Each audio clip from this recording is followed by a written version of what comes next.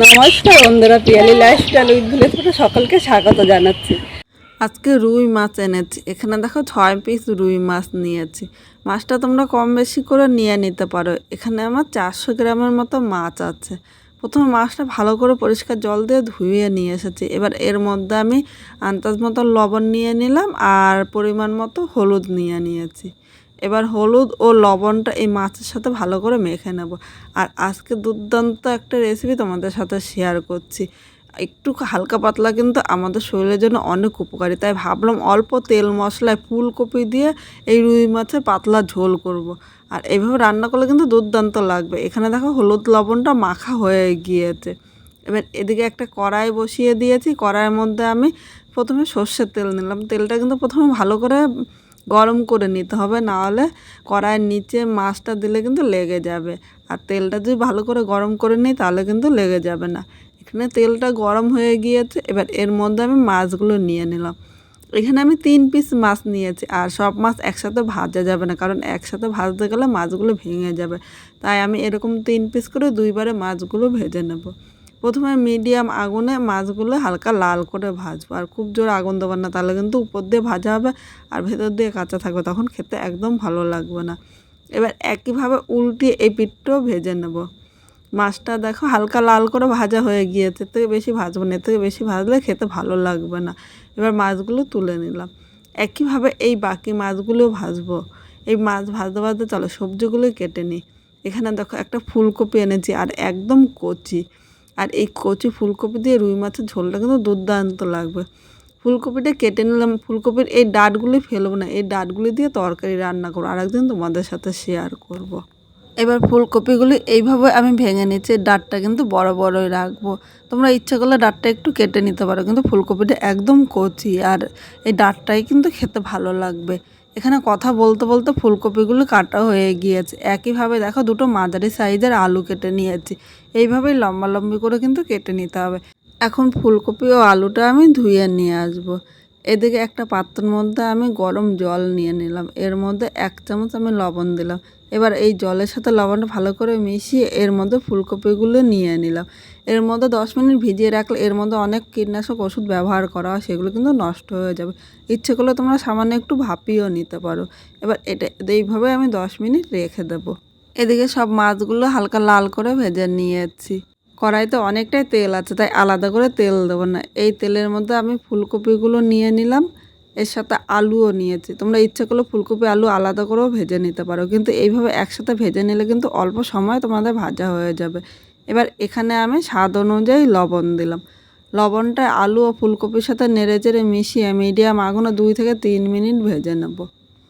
3 minute ভেজে নিয়েছে আর এর মধ্যে জলটা কিন্তু পুরো টেনে নিয়েছে। ফুলকপি আলুটা কিন্তু অনেকটাই নরম হয়েছে। এবার এর মধ্যে এখন হলুদ দিয়ে দিলাম। তোমরা ভাবছো আগে ভেজে কেন হলুদটা দিলাম। আগে লবণ দেওয়াতে ফুলকপি আলুটা কিন্তু অনেকটা নরম হয়ে যায় আর খুব সুন্দর ভাজা হয়। হলুদ দেওয়াতে ভাজার কালারটা সুন্দর হয়। এবার হলুদটা নেড়ে চেড়ে মিশিয়ে আরও 4 মিনিট আমি ভেজে নেব। এর মধ্যে মশলা বেটে নেবে। এখানে 3 কোয়া আদা নিয়েছি আর এই জায়গায় 4টে কাঁচা পাকা লঙ্কা নিয়েছে। তোমরা ঝাল যেরকম খাবে সেই হিসাবে লঙ্কাটা নিয়ে নেবে। আদা ও কাঁচা লঙ্কাটা আমি পাটায় বেটে নেব। যেহেতু মশলা অল্প তাই আমি পাটায় বাটছি, ইচ্ছা করলে তোমরা মিক্সচারও বেটে নিতে পারো। এখানে দেখো মশলাটা বাটা হয়ে গিয়েছে। এবার আমি একটা পাত্রের মধ্যে তুলে নিলাম। এদিকে ফুলকপি ও আলুটা কিন্তু লাল করে ভাজা হয়েছে, এর থেকে বেশি ভাজবো না। এবার আমি তুলে নিলাম। ইচ্ছা করলে তোমরা কিন্তু এইভাবে রেখে দিতে পারো। কড়াইতে আবারও 1 চামচ আমি সর্ষের তেল দিলাম। তেলটা একটু গরম করে নিয়েছি।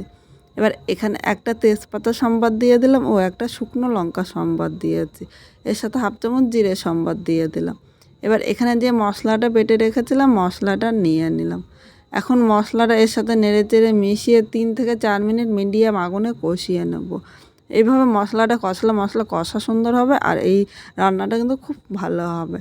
এখানে দেখো মশলাটা কষানো হয়ে গিয়েছে। এবার সামান্য জল দিলাম, নাহলে কিন্তু নিচে দিয়ে ধরে যাবে। আর নিচে দিয়ে ধরে গেলে খেতে একদম ভালো লাগবে না। এবার এর মধ্যে একে একে আমি গুঁড়ো মশলাগুলো দিয়ে দেবো। এখানে আমি 1 চামচ জিরের গুঁড়ো নিলাম।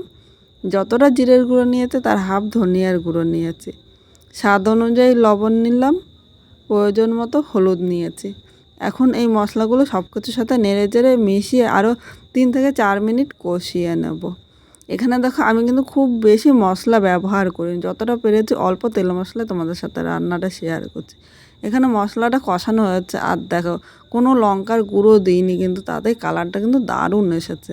এবার এর মধ্যে ভেজে রাখা আলু ও ফুলকপিটা আমি নিয়ে নিলাম, এর সাথে নেড়েচেড়ে মিশিয়ে আরও 1 মিনিট কষিয়ে নেব। 1 মিনিট কষানো হয়ে গিয়েছে। এবার এই জায়গায় আমি গরম জল নিয়ে নিলাম। অবশ্যই তোমরা চেষ্টা করবে কিন্তু গরম জল নিতে। ঠান্ডা জল নিলে আলু ফুলকপিটা সেদ্ধ হবে না, শক্ত থাকবে, আর ঝোলটা ততটা খেতে ভালো লাগবে না। আর গরম জল নিলে ঝোলটা তাড়াতাড়ি ফুটবে, আলু ও ফুলকপিটা কিন্তু সেদ্ধ হয়ে যাবে। এবার ঝোলটা সব কিছুর সাথে নেড়েচেড়ে মিশিয়ে নিয়েছি। আমি একটু পাতলা ঝোল করবো, তাই জলটা বেশি দিয়েছি। তোমরা যেরকম ঝোল খাবে সেই হিসাবে কিন্তু জলটা নিয়ে নেবে। এবার আমি আরও 3 থেকে 4 মিনিট এইভাবে ফুটিয়ে নেব। আজকে খুব সাধারণভাবে এই রুই মাছটা রান্না করেছি। তোমাদের কীরকম লাগলো অবশ্যই কমেন্ট করে জানাতে কিন্তু ভুলো না।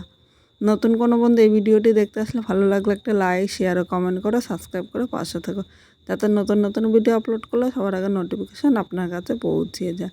এখানে দেখো ঝোলটা ফুটে উঠেছে। এবার এর মধ্যে আমি মাছগুলো নিয়ে নিলাম। মাছটা হালকা হাতে এই ঝোলের সাথে নেড়েচেড়ে মিশিয়ে নিয়েছি। এখন 3 থেকে 4 মিনিট ঝোলটা ফুটিয়ে নেবো, যাতে মাছের মধ্যে এই ঝোলটা ঢুকে যায়। 4 মিনিট ফুটিয়ে নিয়েছি। এবার এর উপর দিয়ে একটু ধনেপাতা দিলাম। এই ধনেপাতা না দিলে কিন্তু খেতে একদম ভালো লাগবে না। ধনেপাতাটা ছড়িয়ে দিয়েছি। এবার এখন কিন্তু আমি একদম উনানে আগুনটা বন্ধ করে দিয়েছি। এখন সাথে সাথে নামিয়ে নিলাম। গরম ভাতের সাথে এই একটি রান্না থাকলে কিন্তু আর অন্য কিছুই চাইবেন না। আর এইভাবে রান্না করলে খেতে কিন্তু দুর্দান্ত লাগবে। পুরো ভিডিওটা দেখার জন্য আপনাদের অসংখ্য ধন্যবাদ।